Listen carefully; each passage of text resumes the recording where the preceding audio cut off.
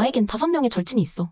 고등학교 친구들인데 22살이 된 지금까지도 한 달에 한 번씩 꼭 주말에 만나는 친구들이야. 어느 주말 모임 며칠 전 나는 운동하다 다쳐서 다리 인대가 늘어나 부분 깁스를 하게 되었지만 모임에 참석하는 데는 문제가 없었어.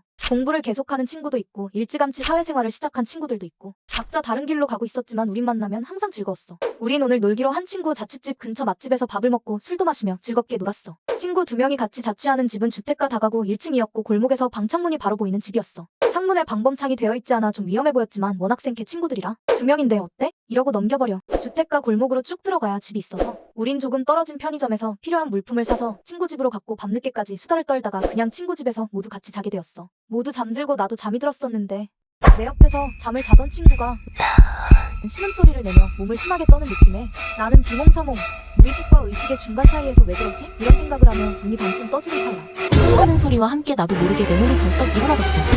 소리와 함께 잠겼던 방문이 확 열리고 몸이 벌떡 일어나진 나는 뒤로 몸이 자연스레 숨겨지게 됐는데 그 이유는 마침 내가 자던 자리가 섰을 때 문이 열리면 몸이 가리게 되는 끝자리였기 때문이었어. 어두운 방 안에서 도대체 무슨 일이 일어난 건지 아는 데는 몇 초 걸리지 않았어. 창가로 들어오는 가로등 한 줄기 불빛에 선명하게 번뜩이는 보였고 그걸 들고 있는 일승 남자의 뒷모습이 보였고 문을 부수고 침입한 거였어. 난 그자도 정신없는 틈을 타 그의 뒤를 살며시 지나는데 심장은 미칠 듯이 뛰고 뒤에서 자꾸 다리를 잡아당기는 것 같았어. 다행히 그자가 눈치채지 못한 채로 지나쳤고 부서진 방문을 지나 거실 통로로 나왔어. 방을 무사히 나온 나는 작은 거실을 지나 현관문으로 나가려는데 현관문 아래 유리 부분도 깨져 있었어. 혹시나 밖에 한패가 있을까봐 부서진 현관문 사이로 밖을 보며 아무도 없는 것을 확인하고 긴 주택가 골목을 미친 듯이 달리기 시작했고 낮에 보았던 편의점을 향해 달리기 시작했어. 혹시나 한패가 있을까봐 일부러 찾기로 달렸고 그때 난 나를 깁스를 하고 있었지만 아무 불편이 안 느껴졌고 신기하고 놀리는 조금만 내리고 달리고 있었어. 난 미친 듯이 편의점을 향해 달렸어. 미친 듯 달리던 나는 편의점 앞에 다다랐고 그 앞에는 택시기사 아저씨 3-4분이 컵라면을 먹고 있었어. 속옷만 입고 다리에는 깁스를 하고 미친 듯 쩔뚝대며 달려오던 나를 보고 모두 눈이 동그래지셔서 미친년인가 하는 눈빛으로 쳐다봤어. 말을 해야 하는데 소리가 안 나오더라고. 친구들 살려주세요. 안간힘을 짜내어 외쳤어. 내 외침을 들은 아저씨들 눈빛이 변하며 라면 팽겨치시더니 어느 분은 어디선가 벽돌을 찾아 집어드시고 아가씨 택시 타.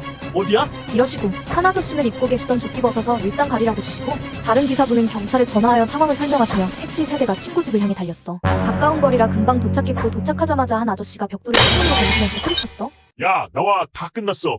나와, 이 새끼야. 너 지금 안 나오면 죽을 줄 알아. 경찰 곧 도착하니까 조용히 그냥 나와. 기사 아저씨들이 소리쳤고 그 소란에 근처 사는 부부가 나와 여자분이 나의 상태를 보시고 바지를 빌려주셨어. 나는 골목가에서 친구들이 무사하기를 빌며 초조한 마음으로 기다리고 있었고 그때 경찰차가 이쪽을 향해 들어오는 것이 보였어. 경찰차가 골목으로 들어오는 동시에 친구 집 쪽에서 우당탕하는 소리가 났고 순식간에 창문 밖에서 소리치던 기사 아저씨들이 보이지 않았어. 그 순간 친구 몇 명이 깨진 현관문 밖으로 뛰쳐나오는 모습이 보였고 그와 동시에 자취집 방 안에서 남자분 소리치는 소리가 들렸어. 기사 아저씨 3분이 안으로 들어가 그들을 제압하고 있었던 거였어. 택시 타고 달려오면서 아저씨들 강도가 들고 있었다고 말했는데도 아저씨들은 친구들이 다칠까봐 빨리 구하기 위해 위험을 무릅쓰고 안으로 들어가서 그를 제압한 거였고 그 사이 친구들이 집 밖으로 빠져나왔던 거였어. 그때 경찰들이 나타났고 기사 아저씨들이 이미 강도를 완벽 제압해서 현관문 밖으로 끌고 나왔어. 경찰들이 강도에게 수갑을 채우고 복면을 벗기는데 어두운 밤이었지만 경찰차 라이트 불빛에 비친 강도 얼굴이 세상에 많이 먹어야 고등학생 또래로 밖에 보이지 않는 거야. 옆에서 기사 아저씨가 어딜 쳐다봐 이 새끼야. 어린 놈 새끼가 이게 할 짓이야.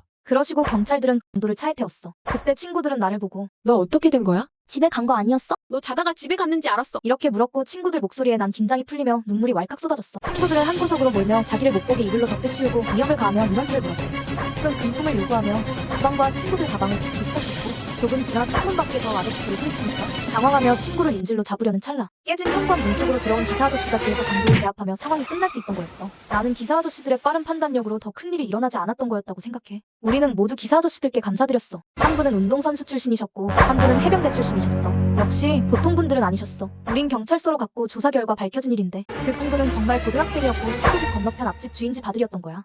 강도 목적은 여자친구와의 유흥비 마련을 위한 거였다고 진술했어. 우린 그 소리에 어이없어하며 그날의 사건은 이렇게 끝이 났고 난 다친 다리로 무리를 했어서 그런지 처음보다 훨씬 긴 시간 동안 깁스를 하고 다녔어. 지금 친구들을 만나면 어차피 강도 한 놈이었는데 우리 모두 같이 덤볐으면 이길 수 있지 않았을까? 라는 철없는 소리를 하는 친구도 있고 어떻게 그때 강도도 모르게 빠져나갈 수 있었는지 아직도 궁금하다는 친구도 있어. 나는 한동안 놀란 가슴에 트라우마가 생겼지만 그때 정말 아무도 다치지 않고 무사히 지나갔음에 너무너무 감사드리며 살고 있어.